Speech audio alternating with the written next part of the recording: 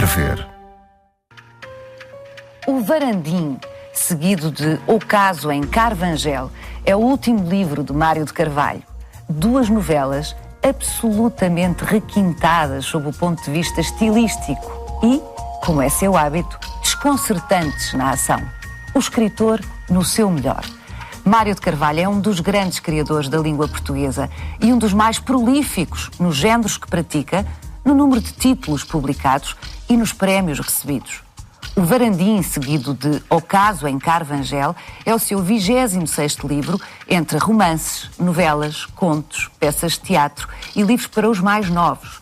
Dos mais de 10 prémios literários relevantes que recebeu ao longo dos últimos 30 anos, contam-se 3 internacionais, o Grande Prémio APE por 3 vezes e o Prémio Pen Club. Hoje vamos ouvir Mário de Carvalho sobre a literatura e a vida, sobre o nosso mundo e sobre outros autores. Autores como Camilo Castelo Branco, que está prestes a ser celebrado num intenso ciclo no Centro Cultural de Belém, em Lisboa. Vamos ainda ver os escritores e críticos literários Pedro Mexia, João Paulo Cotrim e António Mega Ferreira a escolher os livros de Mário de Carvalho de que mais gostam. Bem-vindo ao Câmara Clara.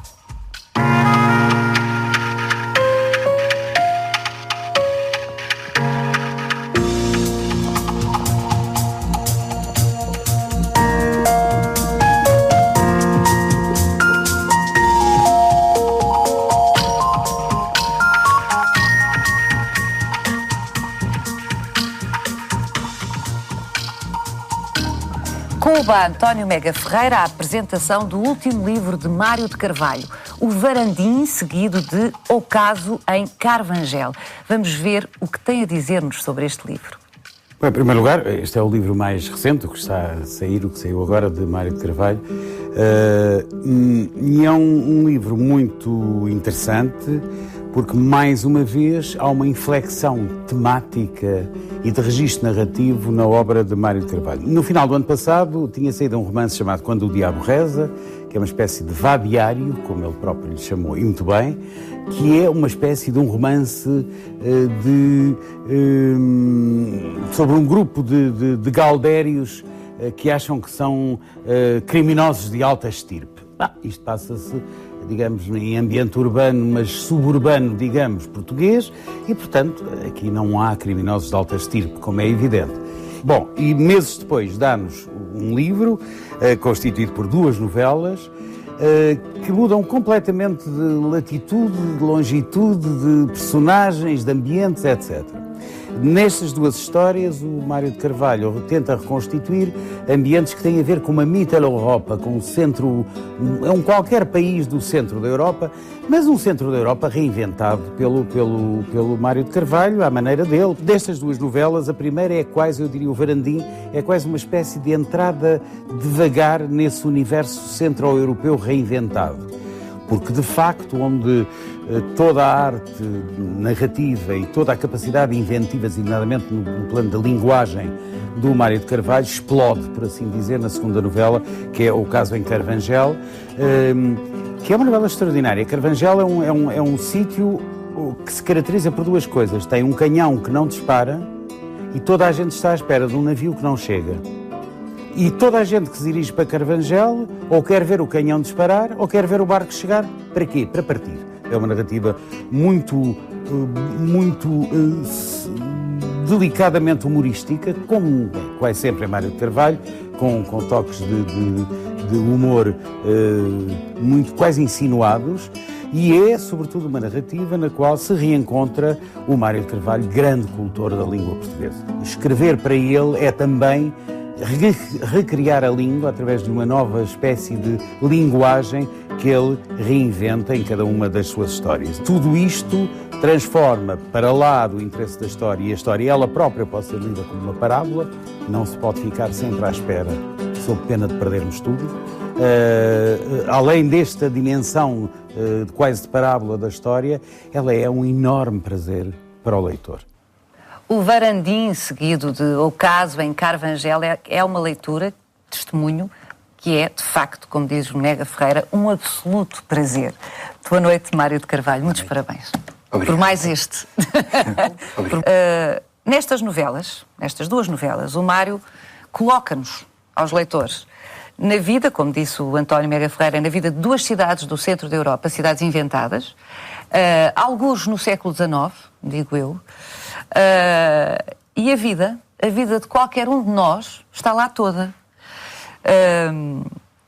As diferentes classes sociais, o fracasso, o privilégio, há amantes e políticos, há humanistas, há diletantes, há revistas e há, eu não vou dizer sobretudo, mas eu diria quase omnipresente, e isso é um traço muito característico da sua literatura, o absurdo no cotidiano.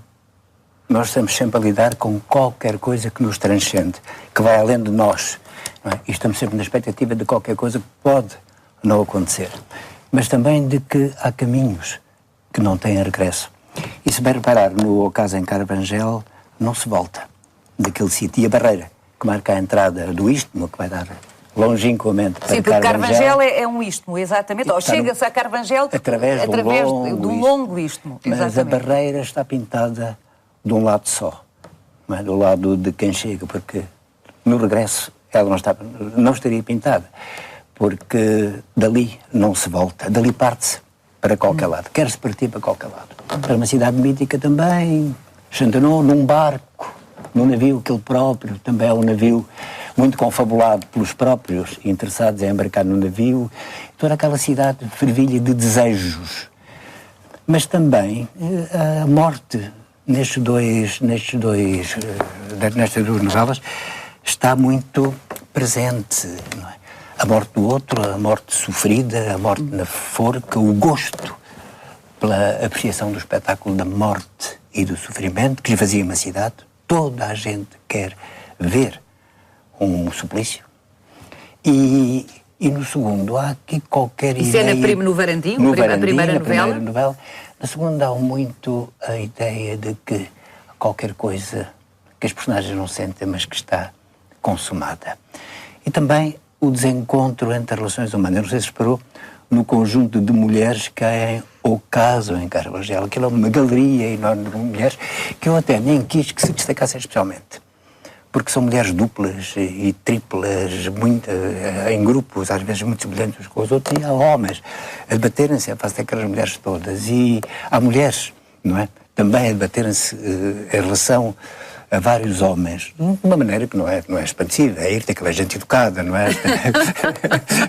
Estamos, de certo modo, num ambiente próximo da Belle Époque, embora seja a ação se situa na Europa Central. Mas há algum desconforto nestas relações amorosas e nestas mulheres que funcionam uma espécie como um coro que eu queria que murmurasse, com todos aqueles nomes muito estranhos, que não são para fixar, obviamente. Mas eu falava-lhe no absurdo, e no absurdo no cotidiano, se me permite, vou lê-lo. À página 157, na segunda novela, o Mário escreve: agora, neste esguardar pelos vidros, a meio de uma manhã de labor pacífico e tranquilo, o jovem notário nem queria crer no que via.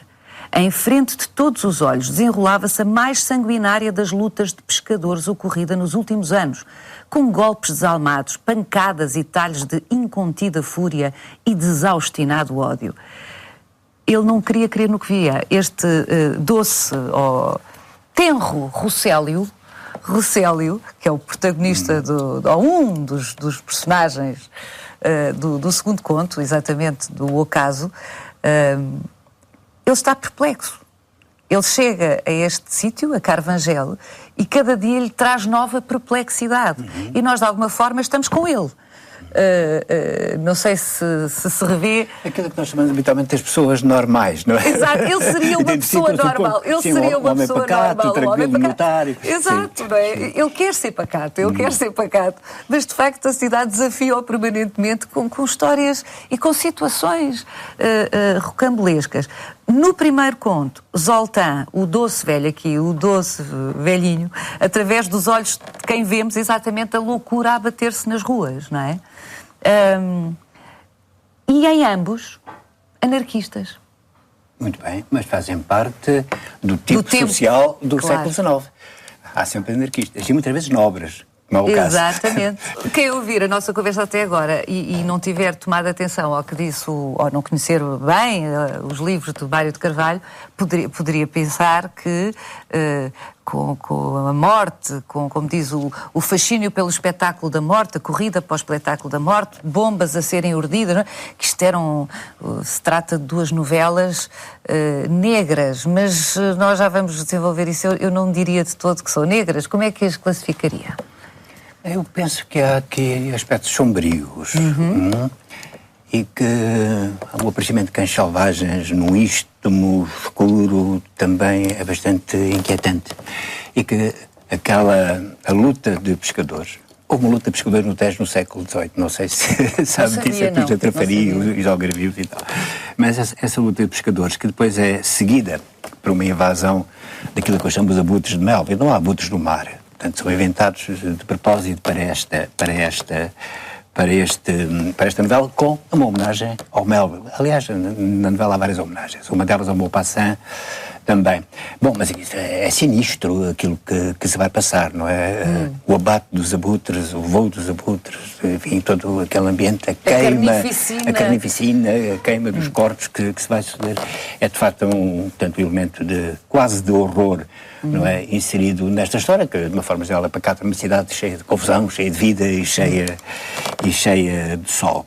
Há aqui uns ecos de tragédia também que atravessam esta história toda, mesmo quando a ironia se impõe, porque ela... E a ironia impõe-se sempre, não é? Do princípio ao fim. Nós já vamos falar nisto, vamos aliás ouvir o Pedro Mexia falar mais detalhadamente sobre o humor, obviamente em Mário de Carvalho, obviamente o António Mega Ferreira já aludiu a isso, mas eu antes de avançarmos para esse aspecto que é central também no seu trabalho, o humor, eu gostava que comentasse este dado, que é um dado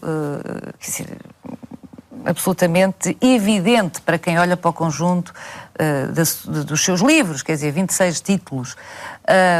O Mário de Carvalho salta com uma agilidade completamente desconcertante entre séculos, entre géneros, para começo de conversa, entre géneros literários, do fantástico para o histórico, do histórico para o tempo contemporâneo, para um registro quase doméstico.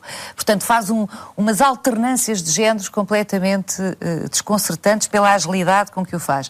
Tempo, séculos, tanto está exatamente no século XIX, como na Lusitânia romana, como aqui e agora, e em espaços geográficos também, completamente. O que é que falo porque lhe apetece, porque lhe ocorre, porque um dia sonhou, porque se cruzou com qualquer coisa que o fez lembrar, porque lhe apetece voltar a um dos seus autores favoritos e homenageá-lo aqui ou ali? Como é que isso se produz?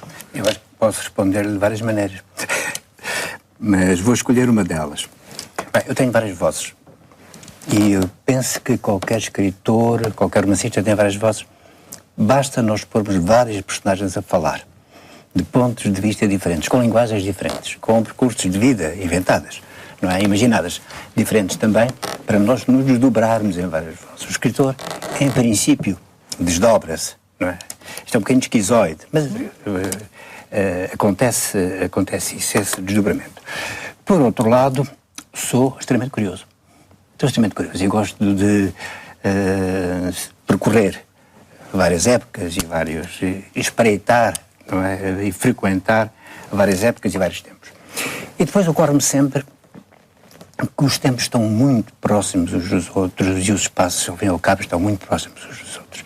Que a nossa Terra, ao fim e ao cabo, é muito apertada e que o nosso espaço de vida como civilização, como homens, não é? Desde o Homo sapiens, é de facto extremamente curto. Estamos todos praticamente encostados, não é? Uns aos outros. E depois ocorre-me sempre também um pouco deste sentido. Lembra-se daquele grande, espantoso conto do Jorge Luís Borges que se chama O Jardim dos Caminhos que se bifurcam. Mas vai... Então, há uma altura em que os tempos e os espaços todos se confundem no mesmo gigantesco labirinto. Este ocaso em Carvangel está um pouco situado aí. E o Tebas, o livro Grande Tebas também. Aí certos contos na sétima esfera. Nessa zona indeterminada em que tempos e espaços se cruzam e que tudo pode acontecer em qualquer lado, como eu digo alguns, na sétima esfera. Portanto, é aí que estes contos se implantam, no jardim dos caminhos que bifurcam, no cruzamento dos tempos e dos espaços. O que é um escritor? O que é um escritor?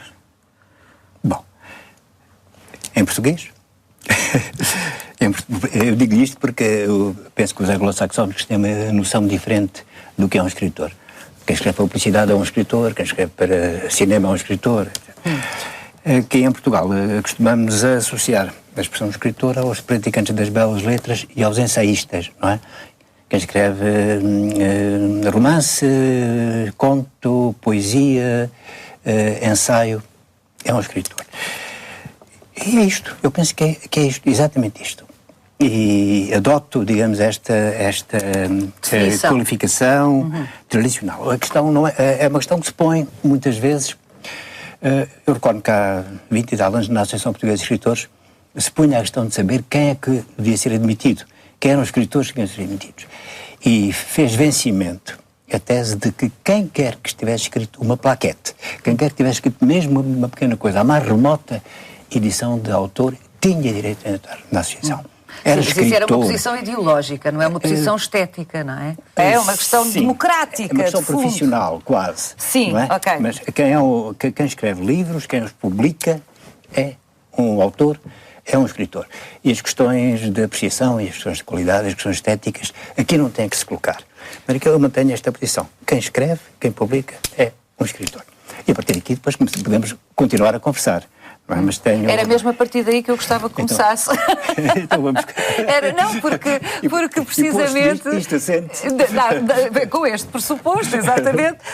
Partindo daqui, então, Mário de Carvalho, é que há uma expressão sua que eu acho particularmente feliz, é que nunca, agora ajude-me a reconstituí-la, nunca, mas a ideia é que é importante, nunca houve tanta gente a ler e nunca houve uma comunidade literária tão pequena. Tanta gente a ler e a publicar, não é? E nunca houve uma comunidade literária tão pequena. É nesta acessão que eu faço a pergunta de o que é um escritor. Pois, essa situação a que se refere é de facto preocupante. Porque no tempo em que havia, sei lá, 30%, 40% de analfabetos em Portugal, a minha juventude não decorreu longe disso. Havia, muitas vezes, na primeira edição, daqueles livros de papel que a gente vê nos alfarrabistas, 6.000 exemplares. Portanto, havia, talvez, mais bons leitores do que há hoje. Um livro hoje, em média, tira, na primeira edição, 3.000 exemplares. Às vezes, hoje, até já se desceu para os 2.000. Bem, este acabado de sair tem um mês e pouco, o Varandim já vai na segunda edição, não é? Já vai para a segunda edição. E a primeira começou com 4.000 exemplares. Mas... portanto, havia antigamente aquilo que podemos chamar uma comunidade, em sentido amplo, uma comunidade de leitores, de gente que lia regularmente livros e que tinha uma capacidade de compreensão, de interpretação, de decifração grande. Neste momento há menos analfabetos, há mais gente que vem das universidades e há mais gente que, à partida, seria capaz de se interessar por livros e ler livros. Simplesmente, essas pessoas vêm do ensino em que, em dada altura, a própria ligação à literatura e o gosto pela literatura foi amputado, de certa maneira. Perderam o contato com os nossos grandes autores, com os nossos grandes clássicos. Isso não lhes aparece na aula. E o resultado, além de outras causas, não é, que podemos falar mais tarde, o resultado foi que, dificilmente, neste momento se encontra quem perceba uma ironia, quem perceba uma metáfora, quem vá a um subtexto e quem seja capaz de captar a ressonância das palavras. Podem dizer, bom, mas é difícil para os jovens confrontarem-se, não sei, com António Vieira, com Aquilino, mesmo com o Fernão Lopes. Foi difícil para mim confrontar-me com Gil Vicente e com Camões. Mas nunca mais esqueci. Houve quadros que me ficaram. E quando nós assistimos muitas vezes a expressões de puro literalismo, de pessoas que leem os textos à letra, que não veem a sombra das palavras, a projeção das palavras, nós pensamos que são resultado deste descaso que se fez em relação ao nosso património literário. Quem não leu, quem não foi confrontado com os grandes escritores, tem uma grande dificuldade depois em reconhecer a verdadeira literatura. E grande parte dos livros que se editam hoje são de autores que não leram. São de autores que não leram, que escrevem para leitores que não leram. Encontram-se, digamos, o autor ingênuo, chamemos-lhe assim, encontra-se com o leitor ingênuo. É interessante esta dança, este encontro. É uma maneira de pôr as coisas. Simplesmente, muitas vezes os autores ingênuos vendem muitos exemplares e, enfim, ficam todos impantes com isso. Mas não deixam de ser... Eu puxo esta questão à coação, o que é um escritor, porque nesta altura talvez convenha de vez em quando lembrarmos o que é um escritor, não é? Alguém que dialoga com uma tradição, que a conhece, que é filho dela, de alguma maneira, não é? Não sei, porque a certa altura há esta confusão instalada. Sim, mas o meu vizinho publicou um livro, é um escritor. Eu acho que sim. Como lhe disse, à partida é um escritor. Portanto, aí, sob o ponto de vista fiscal, pelo menos. Fiscal, profissional, exato. Jornalístico, etc. Exato. Pronto. Agora, se aquilo é literatura ou não, isso já é uma dúvida que se põe. Quem caia de paraquedas neste meio, penso que, enfim, que dá quedas desastradas, não é? Porque isto não é para cair de paraquedas. E mais ainda, é necessário, penso que é fundamental, desta comunicação entre autor e leitor, que se encontra... Bom, de resto, desculpe interromper, dá um parênteses, e até um parênteses aparentemente prosaico, não me parece que seja, mas pode parecer.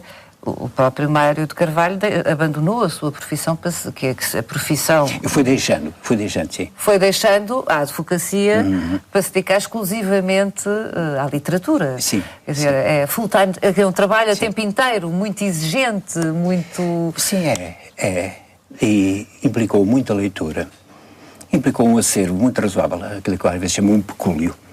Não podemos partir para estas coisas sem ter lido um mínimo de livros.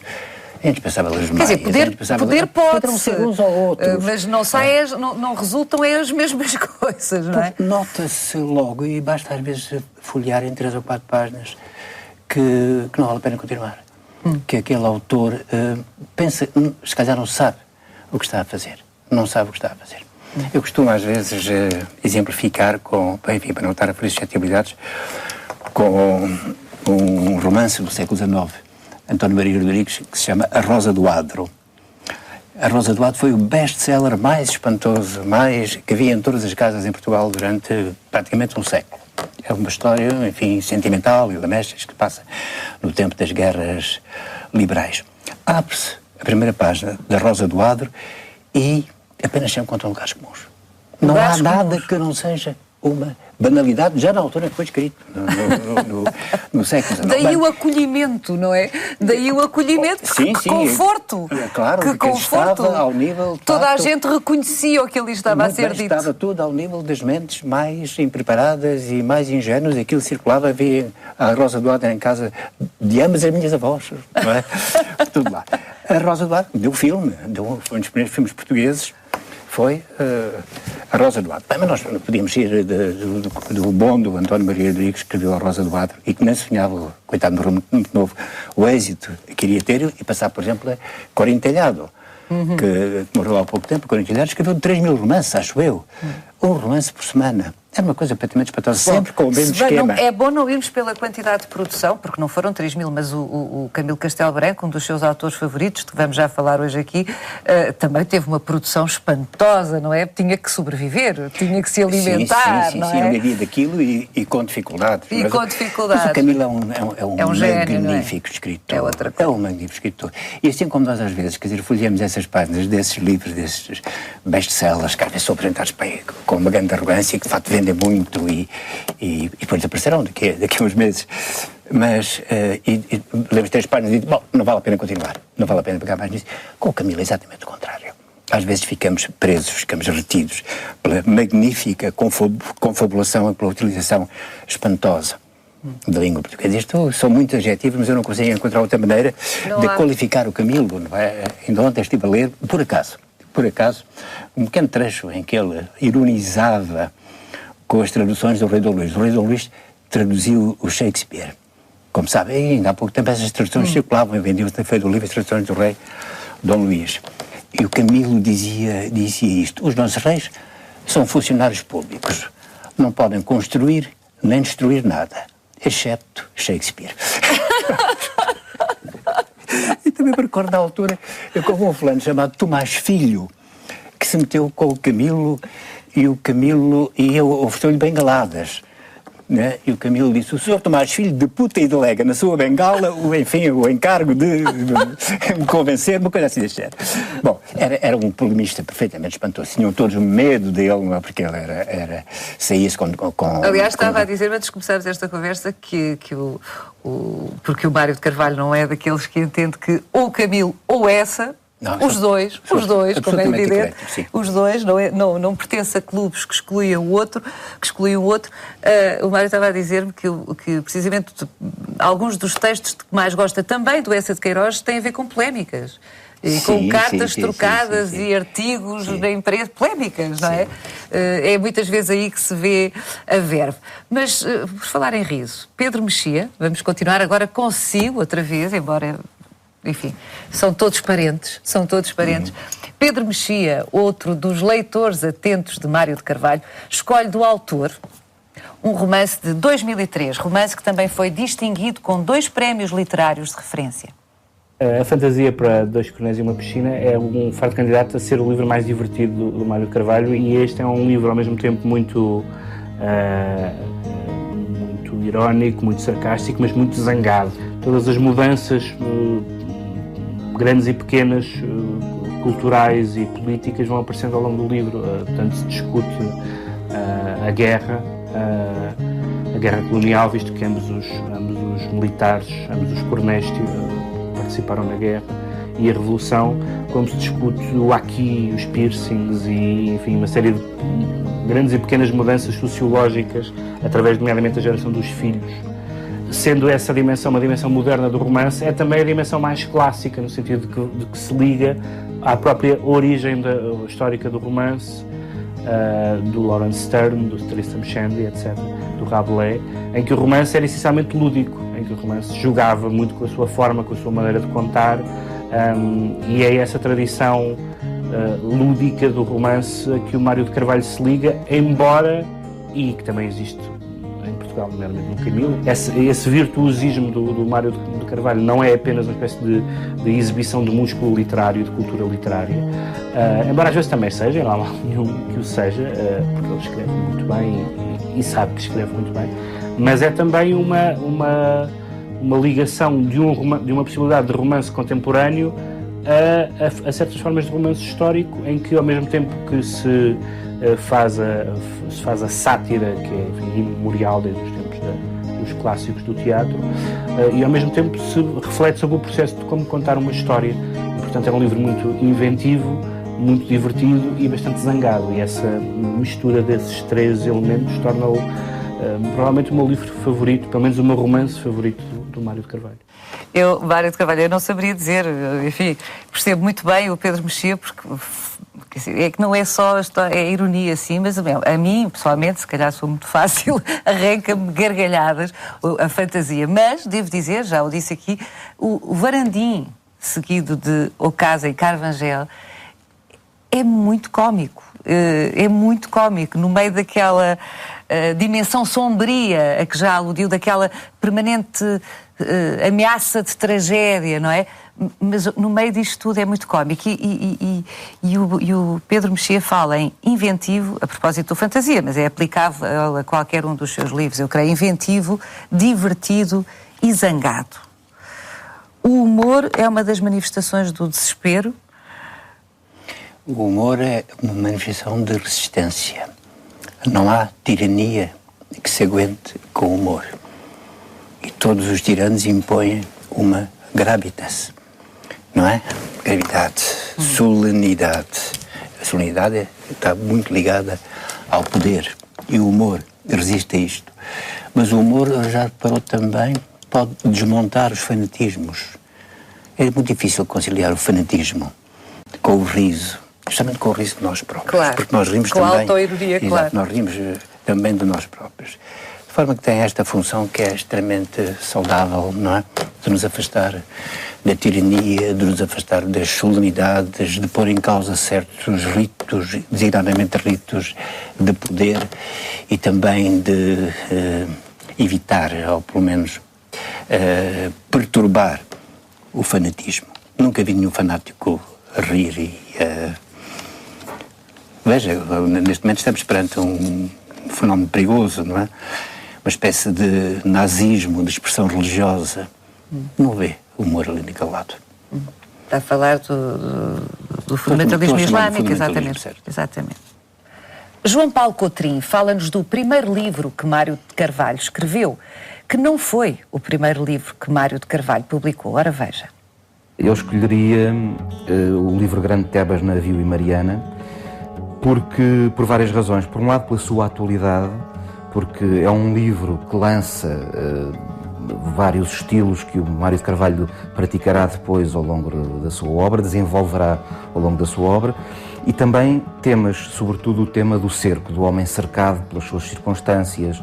É um livro, não diria injustamente esquecido, porque eu acho que o Mário de Carvalho também tem esse lado peculiar que foi cultivando ao longo dos tempos, um séquito de leitores fiéis que regressam à sua obra, embora ela tenha tido os tais aspectos diferentes ao longo do tempo. Não se ficou neste livro, que é um livro aparentemente do universo do fantástico, que é um livro que é escrito até, curiosamente ou não, na ressaca do 25 de Abril, e portanto naqueles anos loucos do pós-25 de Abril.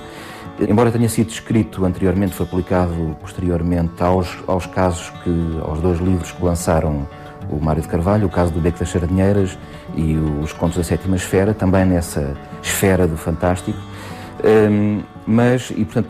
E pouco tempo depois ele também ensaiou, digamos, fez uma espécie de continuação não é uma continuação, usou o mesmo estilo no fabulário, mas digamos que este livro condensa muito bem, a meu ver, aquilo que é o percurso do Mário de Carvalho.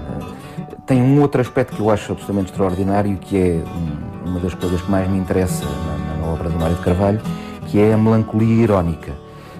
O Mário de Carvalho olha para tudo com uma ironia particular, e é uma ironia que é uma espécie de ferramenta que nos ajuda a compreender, mais uma vez, as nossas circunstâncias, que, obviamente, e por definição, tendem a cercar-nos e a retirar-nos o oxigênio. Eu creio que para o Mário de Carvalho a solução para isso é, obviamente, a literatura. Quando a realidade é muito abusadora, a literatura indica-nos uma saída de emergência. E, em boa verdade, eu acho que nos faria falta hoje um livro, se calhar até existe, eu ainda não o descobri, mas que nos faria falta para a época 2 um livro Grande Tebas, Navio e Mariana. E à laia de parênteses também diria que não conseguimos compreender o Portugal do pós-25 de Abril, e portanto em boa verdade também este nosso, sem termos lido o livro Grande Tebas, Navio e Mariana. O livro Grande de Tebas, Navio e Mariana foi escrito entre 1974 e 1975 de forma muito atribulada, como se calcula. Mário de Carvalho resiste à exposição da sua vida pessoal, mas nesta altura impõe-se apresentar aqui alguns dados biográficos do escritor. Filho de uma família de tradição oposicionista, tradição que remonta ao século XIX, quando os seus antepassados combateram os miguelistas, Mário de Carvalho entrou jovem para o PCP e, como estudante de Direito na Universidade de Lisboa, envolveu-se nas lutas académicas de 1961 e 62. Já a cumprir o serviço militar, foi preso e torturado pela PIDE. Exilou-se na Suécia e só conseguiu regressar a Portugal depois do 1º de maio de 1974. Publicou o seu primeiro livro em 1981, abandonou a atividade política há 20 anos e a advocacia há 15. Temos aqui muito por onde pegar. Então, desde o que o Cotrim nos deixou dito, bem dito, até esta pequena nota biográfica. Mas antes disso, Mário de Carvalho, se me permite, uma pergunta muito objetiva.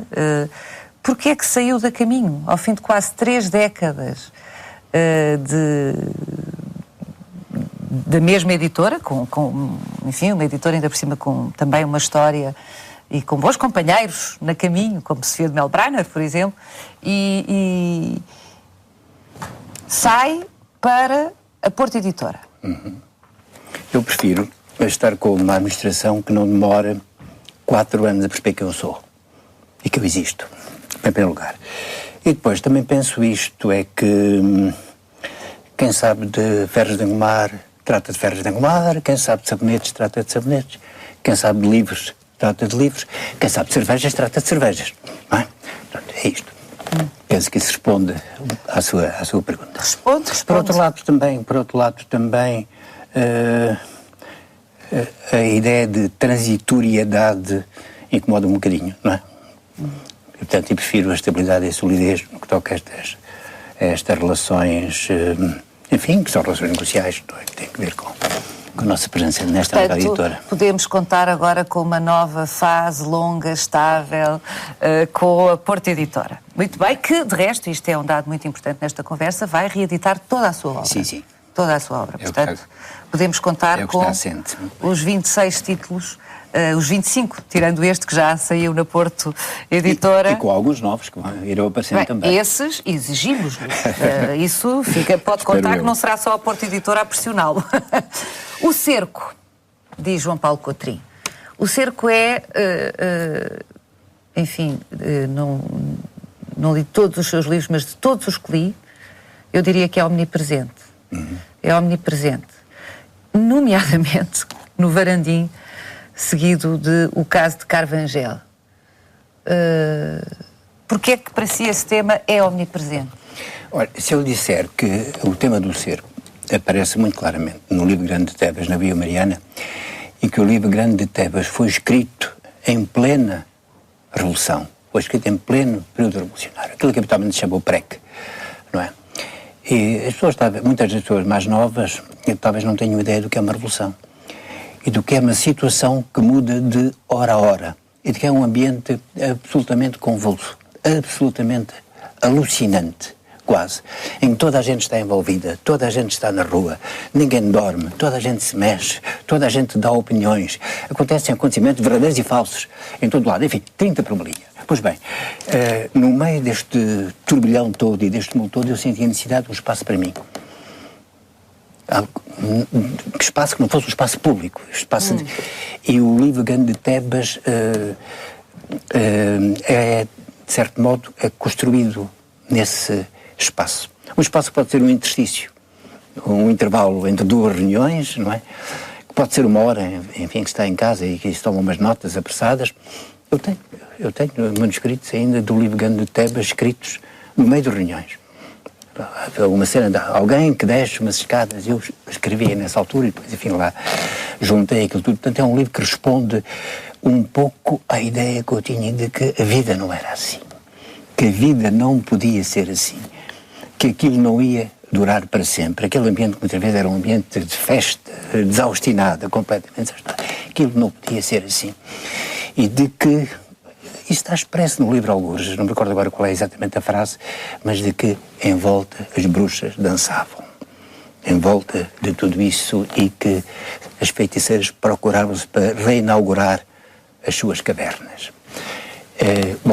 Portanto, o livro é feito nesse ambiente, e a noção de que estamos cercados e de que o cerco não passa, que pode aliviar-se de um momento ao outro, pode ficar mais laço, mas o cerco está lá, é uma noção que se mantém, de facto, durante todos os meus livros, porque eu penso que o cerco está lá.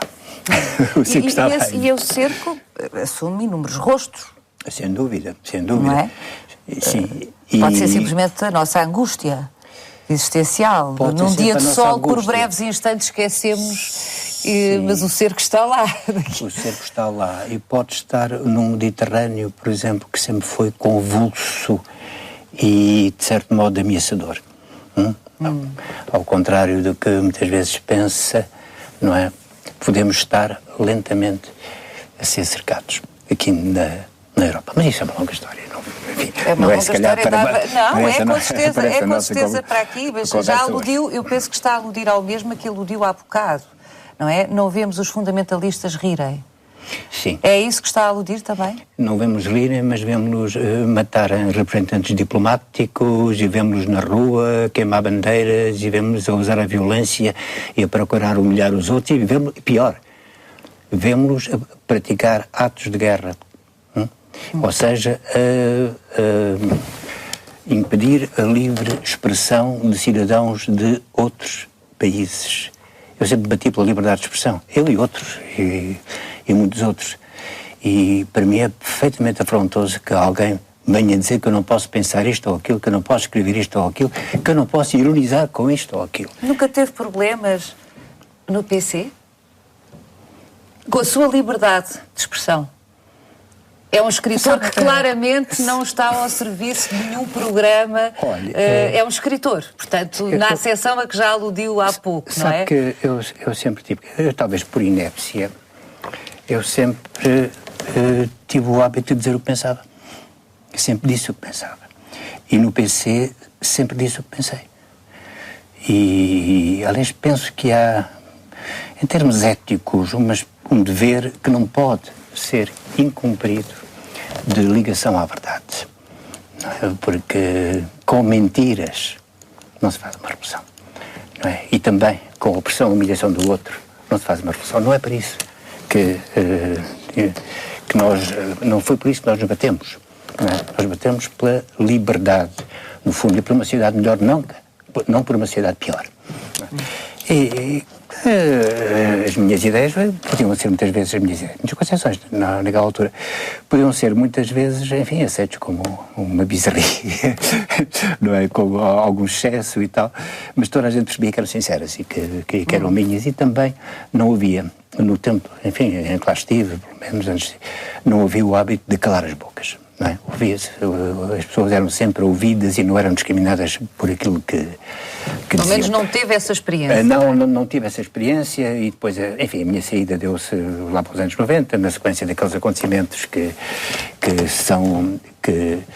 são conhecidos, mas... Está a falar de quê? Da queda do muro? Estou a falar da queda do muro e na forma como o PC regiu esses acontecimentos, e no facto de nunca ter muito clara e firmemente denunciado o stalinismo. Penso que há alguma coisa que falta de fazer. O stalinismo tem que ser dissecado, e o PC tem que se confrontar com esse fantasma e enfrentá-lo mesmo. Isto aconteceu, isto foi uma deturpação de grandes princípios, isto foi monstruoso. E é preciso que isto se diga e que isto se assuma e que isto seja muito claro, para que não haja qualquer suspeita de reserva mental. Bom, era a minha posição na altura e, enfim, isso levou-me, como sabe, a deixar a atividade partidária, que já não era muito intensa. Eu devo dizer que, enfim, eu não sou propriamente assim, não tenho assim uma grande vocação política, nem vocação de militante, e nem características pessoais que me impulsionem, não é? Nesse sentido. Mas a minha saída teve muito a ver com isto. O que é que vai acontecer em Portugal? Há aquela frase engraçada, que acho que é do Garcia Marques, que diz: tem a saúde de ferro dos que estão sempre adoentados. Será que nós temos a saúde de ferro dos que estão sempre adoentados e vamos arrastando de crise em crise, de maleita em maleita? Ou será que vamos explodir, como alguns dos seus anarquistas aqui fizeram? Não digam que novela. Antigamente isso, é preciso muita saúde para aguentar tanta doença, não é? Exatamente. Há um provérbio que diz isso. Não, quer dizer, há quem tenha feito o possível por tornar este país inabitável. Há um amigo meu que chama aquilo que os jornalistas controlam à vontade. E controlam à vontade, isto é, sem a menor distância crítica. Chama o arco da governação, não é? Um amigo meu chama, enfim, com alguma injustiça, o arco da buscambilha, não é? Da buscambilha.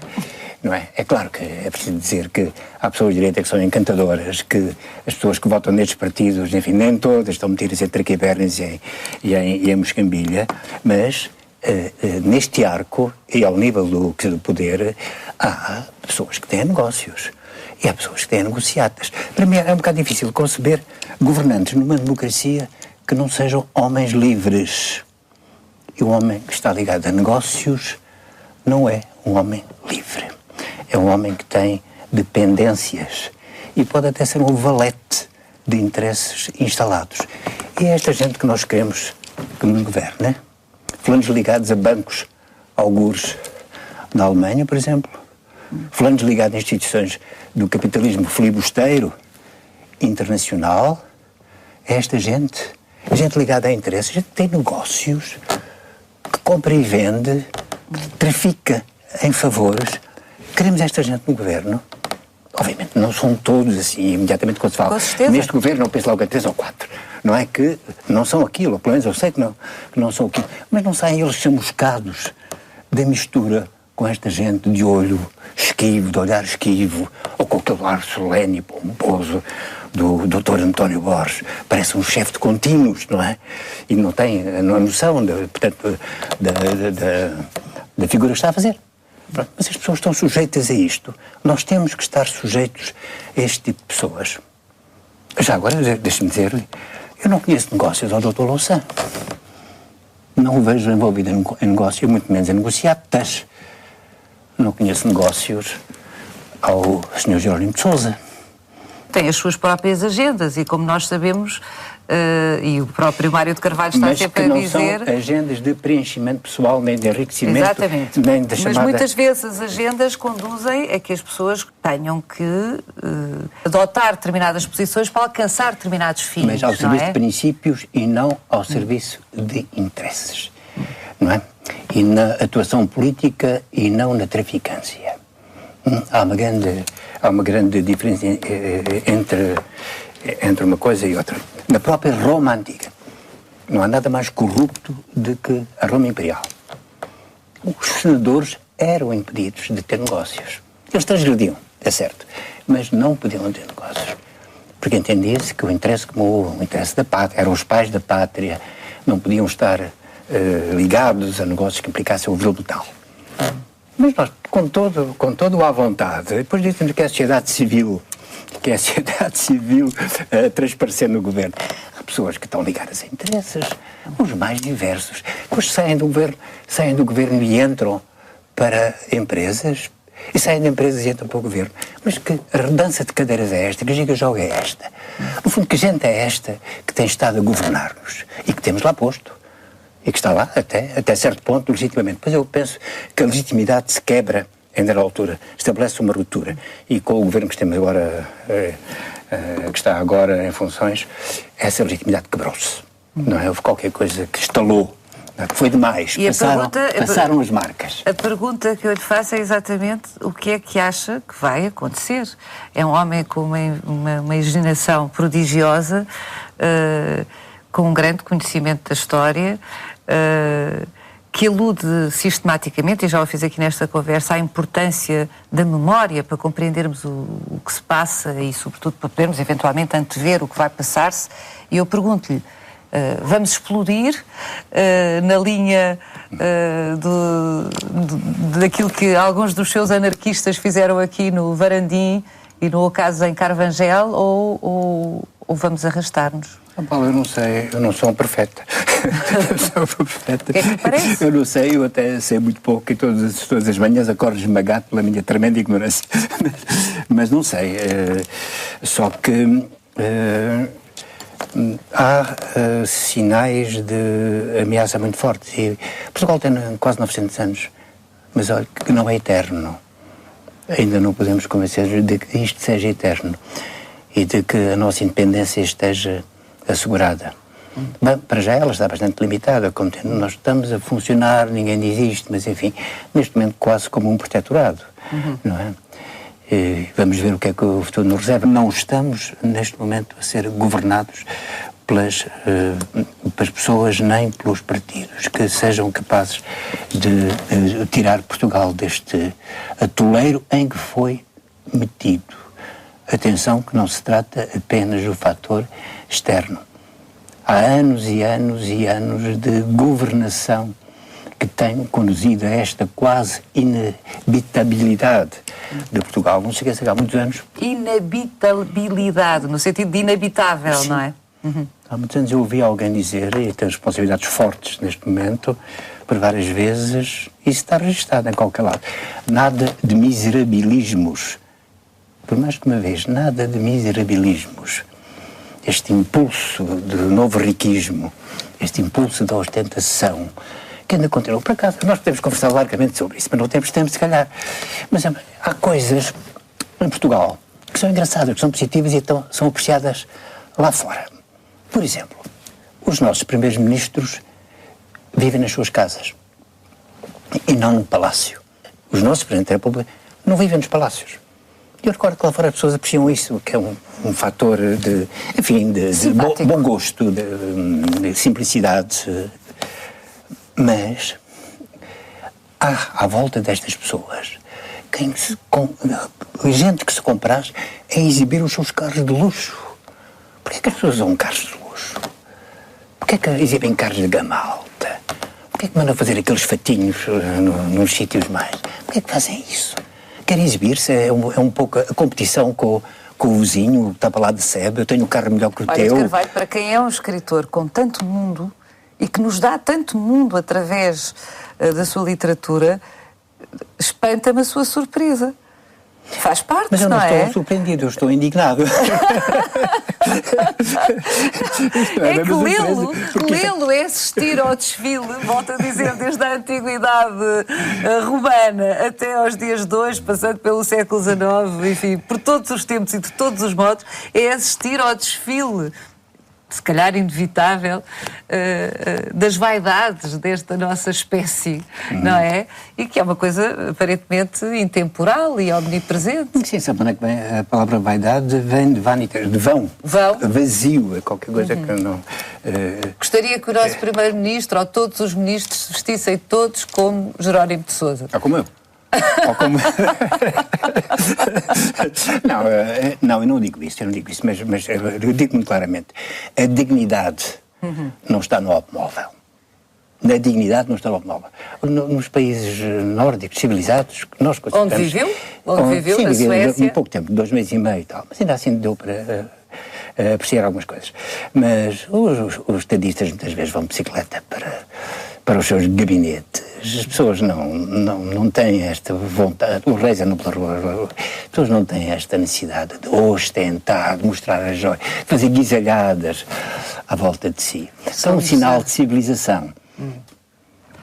Camilo Castelo Branco, um dos autores da predileção de Mário de Carvalho, está prestes a ser intensamente celebrado no CCB em Lisboa. Vejamos o que nos diz Filipe Leal sobre esta semana de opíparas ofertas camilianas. Se por virtude da metempsicose eu reaparecer na sociedade do século XXI, talvez me regozije de ver outra vez as lágrimas em moda nos braços da retórica, escrevia Camilo Castelo Branco em 1879, no prefácio da 5ª edição de Amor de Perdição. Chegados ao século XXI e nos 150 anos da publicação desta obra maior do romantismo português, Camilo reaparece no CCB na companhia de Júlio Pomar, numa exposição de desenhos, António Lopes Ribeiro, Manuel de Oliveira ou Mário Barroso, cujos filmes vão ser exibidos, Pedro Brunhosa sobre as canções de amor ou Maria Ana Bobon para uma sessão de fados de perdição. Mas professores e alunos também estão convidados para este ciclo que reflete sobre as paixões juvenis. A nossa ideia foi convidar o professor Daniel Sampaio para nos ajudar a explorar uma aproximação às paixões juvenis de hoje, ou seja, permitir um confronto entre o que se passa hoje no envolvimento sentimental dos jovens e o que se passou com aqueles 2 jovens cuja história nos é contada no Amor de Perdição. Uma comemoração deste tipo faria sentido se chamasse a atenção do grande público, muito em especial dos alunos do ensino secundário, e, portanto, contribuísse para levar às escolas o contacto com os grandes nomes da nossa literatura e com as grandes obras literárias do património cultural português. O Amor de Perdição é um desses casos, é mesmo talvez a obra mais importante do nosso romantismo e portanto, justificava-se plenamente. Dizem que o Amor de Perdição fez chorar. Mal foi isso. Mas agora, como indemnização, faz rir. Tornou-se cômico pela seriedade antiga. As palavras são do próprio Camilo, que viveu um amor de perdição. Queríamos também que outros aspectos da obra do Camilo Castelo Branco e da vida fossem revisitados de uma maneira mais inédita. E por isso convidámos o Dr. Labrinho Lúcio para nos falar sobre o processo de adultério de Camilo Castelo Branco e Ana Plácido, e convidámos o Dr. Pacheco Pereira e o Dr. Carvalho da Silva para encerrarem o ciclo com uma conversa sobre Camilo Castelo Branco e a sua maneira de verem um dos grandes autores da nossa literatura. O ciclo CCB no CCB, coprodução com a Casa de Camilo de São Miguel de Seide, o Plano Nacional de Leitura, o Teatro São Carlos ou o Centro Nacional de Cultura, inclui ainda uma visita a Lisboa e ao Porto de Camilo e uma conferência de Duarte Ivo Cruz sobre as adaptações e versões de Amor de Perdição no teatro, na ópera ou no bailado. Mário de Carvalho costuma dizer que não reconhece filiação à sua literatura, mas, e já ouvimos aqui nesta conversa, autores e livros de que gosta muito, tem muitos e variam. Sim. Como é suposto, não é? Sim, e variam muito, e eu daria uma resposta diferente conforme os dias. Mas olha...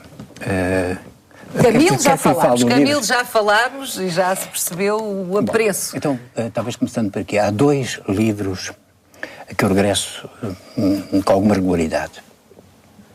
Os Maias. Eu gostava de ler os Maias todos os anos, não tenho conseguido, mas faço o possível por ler os Maias todos os anos, tomar umas notas, descubro sempre coisas novas e diferentes. É um grande romance do século XIX, por um dos grandes autores de sempre. Não tenho dúvidas que essa está... Não é um grande romance português, é um grande romance do século XIX. Isso é um dado importante. Porque penso que essa está, enfim, no plano do Maupassant, no plano de Flaubert e do grande russo. Um outro livro que recordo de vez em... Enfim, que releio de vez em quando, como tu gostas, é cada vez mais devagar, porque agora é este recurso de irmos à net ver as caras e ver os sítios e esclarecer um ponto ao outro, ver uma batalha, é Guerra e Paz. Digamos, é uma espécie de romance, dos romances que se volta de vez em quando. E depois há autores que eu vou folheando, não é? Para saborear de vez em quando e para me não esquecer de que eles existem e que eles estão lá. Estão lá à espera, não é? E estão lá a falar. Um deles é o Camilo, de vez em quando, não é?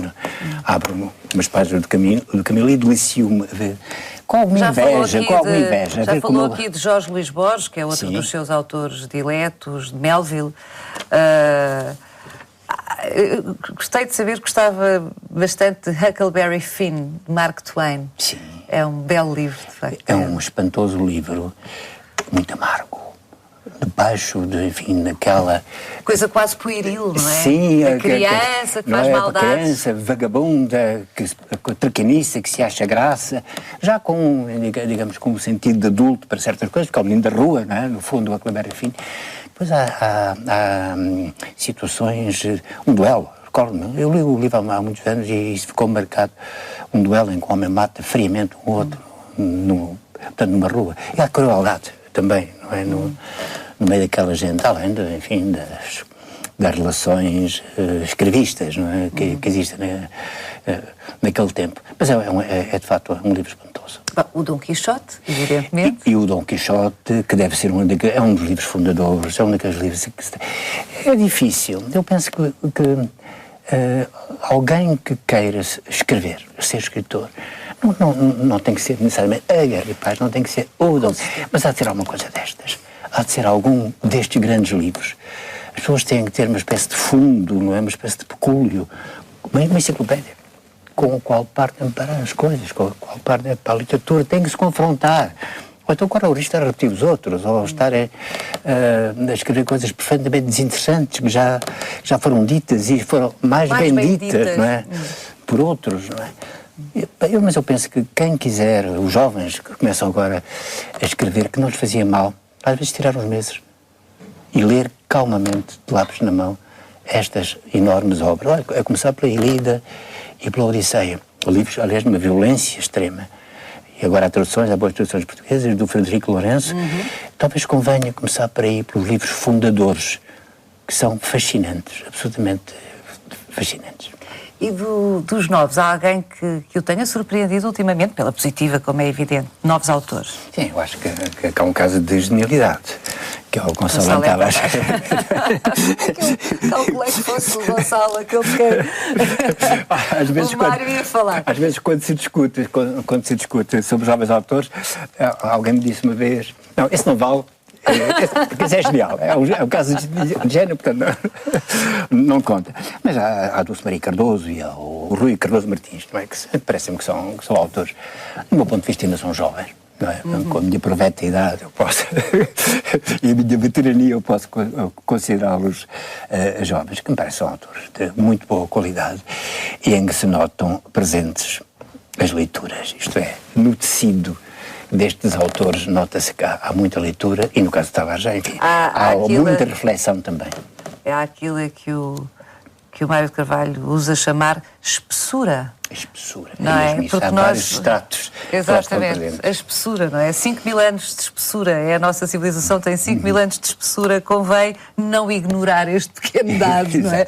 Não ignorar este pequeno dado. Nós estamos mesmo a chegar ao fim desta conversa, mas eu vou pedir-lhe que nos conte uma história, brevemente, mas que nos conte uma história que, ao que sei, não é conhecida dos portugueses e, portanto, se nos der o privilégio aqui no Câmara Clara de a partilhar, era ótimo. É uma história que o coloca a si, autor, Mário de Carvalho, dito, registado com a sua própria voz na Biblioteca do Congresso norte-americano. É verdade. Quando eu ganhei o prémio Pegasus, vi-se um périplo pelos Estados Unidos, fui levado pela Mobile, não é? Era a empresa que na altura patrocinava o prémio. É curioso que como as grandes empresas nos Estados Unidos abrem portas. Não é o que se pensa, a propaganda diz uma coisa, mas a realidade é abre mesmo portas. Bom, e a mim abriram umas portas da Biblioteca do Congresso. E eu fui conduzido por uma senhora extremamente simpática, brasileira, que lá trabalhava por sítios por onde habitualmente as pessoas não andam. E fui convidado para às 10 da manhã ler e registar numa cassete umas páginas de Um Deus Paciente pela Brisa da Tarde. Exatamente. Devo dizer que li bastante mal, enfim, muito engasgado e tal, mas enfim. Agora, também nessa altura fui ver, isto parece assim solene e tal, as caves da Biblioteca do Congresso. Fiquei francamente impressionado. Com duas coisas. Primeiro, tinha um livro meu, já devidamente encadernado, com uma capa sólida, forrada com uma espécie de cotim, um livro meu que tirou 400 exemplares. Uma edição para amigos, chamada Contos Soltos, que não se encontra em Portugal. Estava na Biblioteca do Congresso. Portanto, isso é mais assustador. É assustador, é inquietante. Mas os jovens autores podem ficar tranquilos que as suas obras estão lá. Porque... Mesmo em edições de autor. Mesmo em edições de autor, em pequenas edições. E também foi quase assustador uma outra coisa. As vagonetes a chegar em calhas, naqueles subterrâneos, carregadas de livros de toda a parte do mundo. São diariamente comprados e afluem àquela casa milhares e milhares e milhares de livros de todo o lado. E ver chegar aquelas vagonetes, como se estivesse uma mina. Mas não é metal precioso, são outras preciosidades que lá estão. São livros. E provavelmente mesmo os livros mais obscuros estão ali e vão estar à disposição para ser consultados, não sei exatamente por quem. Mas é espantoso isto. Eu fiquei francamente impressionado com isto. Bem, como o Mário de Carvalho sabe melhor que eu, porque é mais crescido e porque é um grande escritor, a vida é espantosa, não é? Quem lhe diria a si, ou a qualquer um de nós, nos anos 70, que nos anos 90 seria convidado, foi em 97, se não estou em erro, não é? Que foi 97. Lá, seria convidado para visitar as caves. As caves do Congresso, da Biblioteca do Congresso norte-americano. A vida é espantosa. Supera a ficção. Podia escrever um livro sobre isso um dia, não é? Se quisesse fazer um best-seller, não é? Não as caves do Vaticano, mas as caves do Congresso. Da Biblioteca do Congresso. Mário de Carvalho, foi um prazer enorme conversar consigo. Muito obrigada por ter vindo. Também. Mesmo a terminar, recordo de que no sítio do Câmara Clara pode rever este e outros programas no dia e à hora que mais lhe convierem. No mesmo sítio encontra mais sugestões de livros, discos, espetáculos, exposições, filmes, conferências, concertos. Amanhã Luís Caetano regressa com o diário Câmara Clara aqui na RTP2 às 22h30. Deixo-o com Jorge Palma. Jorge Palma vai estar no Teatro Tivoli no próximo dia 25 com um concerto que, como sempre, promete melhor.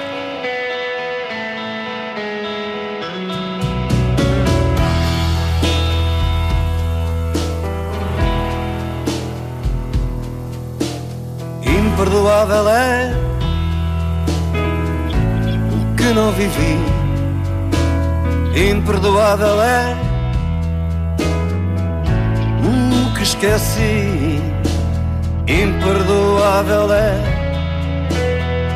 desistir de lutar. Imperdoável é